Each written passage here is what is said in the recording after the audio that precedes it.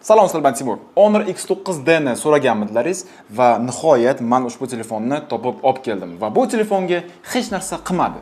Nima qilish kerak edi o'zi bu telefonga desangiz agar, gap shundaki, biz buni Instagram uchun rolik tushirayotganimizda yerga qo'yib ustidan mashina bilan o'tib ketdik. Bu bir. Undan tashqari drop test qildik yerga tashlab. Bu ikki va undan tashqari buni issiq suvga ham tiqib ko'rdik va bunga hech nima qilmasdan YouTube roligimizga ham eson-omon yetib keldi. Nega va qanday? Gap shundaki, bu telefonimiz Ultra Bounce Anti-Drop 3.0 texnologiyasi bo'yicha yerga tushib ketishlardan himoyalangan va undan tashqari IP68-69K standarti bo'yicha suvdan va changdan ham himoyalangan. Gap shundaki, buni siz nafaqat suvga tiqishingiz mumkin, balki bu telefon suv bosimiga ham chidamli. Sal keyinroq batafsilroq mana shu haqida gapirib beraman. Instagramda issiq suvga tiqib ko'rgan bo'lsak, ana endi kelinglar. Coca-Colaga qarshi bu telefon o'zini qanday ko'rsatadi ekan? Hozir shuni sinab ko'ramizda. Mana haqiqiy Coca-Cola, buni ichida juda ham ko'p shirasi bor, har xil ximikatlari bor. Tak. Suvni tushunsa bo'ladi endi. Suvda chunki. Coca-Colani sinaymiz hozir. Yana bitta butilka. Qopqog'i ham tushib ketdi. Mayli. Ana ishlayaptimi? Ishlayapti. Oppa. Брожение bo'lib ketdi-ku telefonimiz. Reaksiyaga kirishib ketdi. Gap yo'q. Bunaqasiga ham tiqaylik. Bo'ldi, turaversin shuni ichida endi.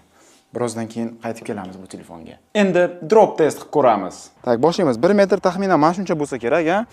Ketdi 1, 2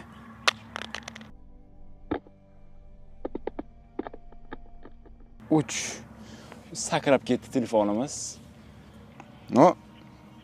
Telefonga hech narsa qilgani yo'q. Hech narsa. Yana bir marta 1 metrdan. To'g'ri tushsin. 1 2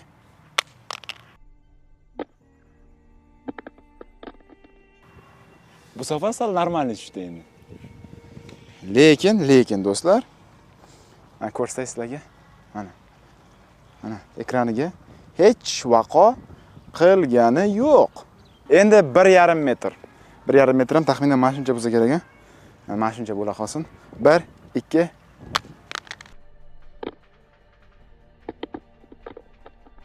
3. Normalni sakradi lekin. Yo'q, ekraniga hech nima qilmadi. Mana bu korpusi salgina kir bo'ldi. Yana bir marta 1,5 metrdan. 1 sal qoldi. 1 2 3.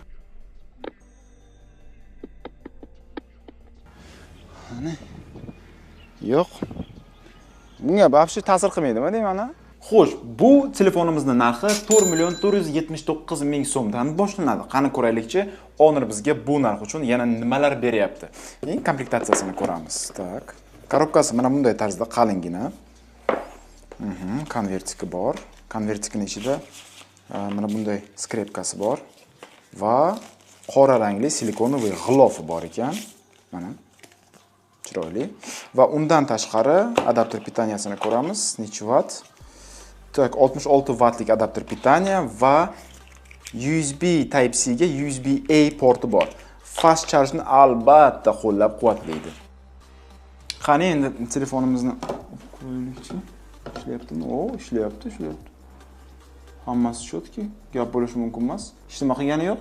Va hech narsa qilmaydi ham, chunki aytdim-ku, IP68-69K standarti bo'yicha suvdan va changdan himoyalangan deb. Kofega solmaysizmi buni?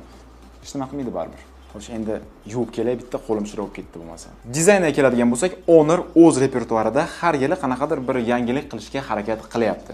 Masalan, bu telefonimizni to'liq korpusi plastikdan bo'lishiga qaramasdan ham orqa paneli qanaqadir bir koja sifat material bilan qoplangan va qo'lda ushlaganingizda qanaqadir yoqimliroq effektni beradi sizga. Tan olish kerak, mana bunaqa tilla rang ramkalari qizil rangli orqa paneli bilan kombinatsiyada qanaqadir bir noodatiy ko'rinishni berib turibdi. Mana bu aylana shakldagi kameralar bloki Honorda уже necha yillardan beri qo'llanilib kelyapti, bilasizmi? Xuddiki qimmatbaho soatlarga taqlid qilayotganidek. Va bunaqa kamera tizimi Honorni уже qandaydir bilasizmi, vizitniy kartochkasi bo'lib qolgan. Bunda ramkalari juda ham ingichka bo'lgan 679 dyumli AMOLED displey o'rnatilgan. 120 Hz ni albatta qo'llab-quvvatlaydi va undan tashqari maksimal pikoviy yorug'ligi 6000 nitga teng, Karol. Shim chastotasi 3860 Hz va undan tashqari bu telefon kech tushganda displeyni temperaturasini o'zgartiradi, ya'ni issiqroq qiladi, ko'zingizni ortiqcha charchatmaslik uchun. Bu narsa user interface tilida bilsangiz kerak, night shift deyiladi. Barmoq izlari skaneri ham telefonni displeyga integratsiya qilingan do'stlar. Bir paytlar 4,5 million so'm turadigan telefonda bunaqa fishka faqatgina orzu bo'lardi. Bugungi kunda mana haqiqat. Mo'shnis. Bu telefon haqiqatan ham mo'shni. Nega? Chunki bunda Qualcommdan Snapdragon 6 Gen 4 turibdi. Maksimal chastotasi esa 2300 MHz va undan tashqari bu prosessor birgalikda 12 GB operativ xotira bilan ishlaydi. Interfeysini ishlashi yomon emas. Men o'zim bilan bu telefonni anchadan beri olib yuribman va hali bironta qanaqadir bir patlagiya frizlar ko'rmadim. Xo'sh do'stlar, PUBG ga ham kirib oldik. Endi nastroykasiga kiramiz, grafikaga kiramiz. Tak, qarang mana. Plavno turibdi va Extreme Plus. Maksimum bu yerda Extreme Plus bor ekan. Aytishlari bo'yicha Extreme Plus bo'lsa agar, demak telefon 90 FPS ni qo'llab-quvvatlaydi deyishgan. Hozir startni bosib o'ynab ko'ramiz. Xo'sh do'stlar, mana tushib ham oldik samolyotdan. Birinchi hissiyotlarim qanaqa? Birinchi hissiyotlarim ajoyib. Gap bo'lishi mumkin emas. 4,5 million so'm turadigan telefon agar PUBG ni mana shunaqa xarakteristikalarda o'ynab bersa, to вообще super degani, kayf degani. Siz o'ylashingiz mumkin, hozir men shu telefonni olsam agar PUBG ni bemalol o'yna olamanmi deb. O'yna olasiz do'stlar. Men sizga bu narsani tasdiqlab aytaman. Kameralarga keladigan bo'lsak, buning asosiy sensori 108 megapiksel. Undan tashqari keng burchakli linzasi ham bor, u esa 5 megapiksel va undan tashqari frontal kamerasi 16 megapiksel. Rasmga tushirishi mana bunaqa.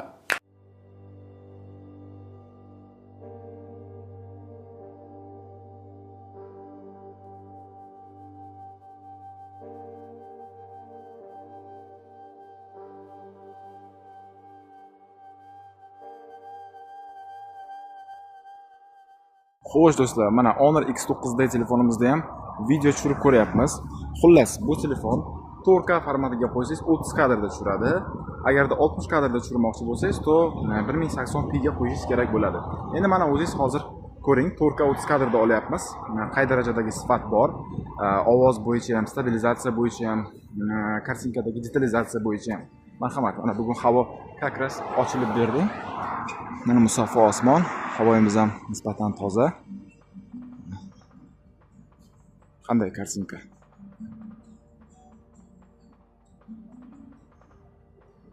Yoqdimi? Aloqaga keladigan bo'lsak, bu telefonda Wi-Fi 6, 5G va undan tashqari, mana ko'ryapsizlar, mana bu yerda sloti bor.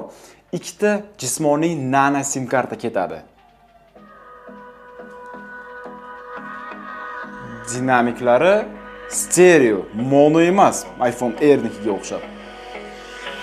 Ovozi mana, eshiting. Balandiga qo'yay. Mana eng balandi. Yo'q emas.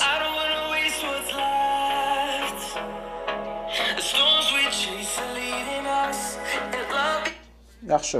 Bazaviy komplektatsiyasi 256 GB xotira bilan keladi. Minimum 256 GB xotira bilan, tushunyapsizmi?